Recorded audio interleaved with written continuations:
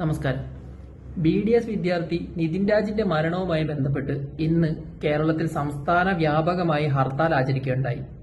ഈ ഹർത്താലിന്റെ പേര് പറഞ്ഞ് ഇതിന്റെ സംഘാടകർ ഇന്ന് നമ്മുടെ റോഡുകളിലും കടകളിലും കാണിച്ചു കൂട്ടിയത് കൃത്യമായി പറഞ്ഞാൽ ഗുണ്ടായിസമാണ്.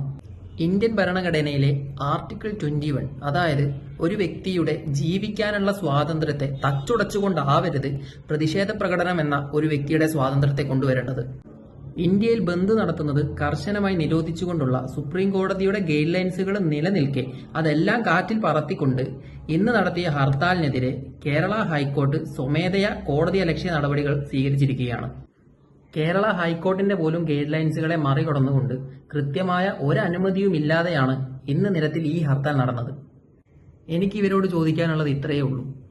ഇന്ന് ഹർത്താലിന്റെ പേരിൽ നിങ്ങൾ കാണിച്ചു കൂട്ടിയ ഗുണ്ടായിസം കൊണ്ട് നിതിൻ രാജിന് നഷ്ടമായെന്ന് കരുതുന്ന നീതി വാങ്ങിക്കൊടുക്കാൻ നിങ്ങൾക്ക് കഴിഞ്ഞോ?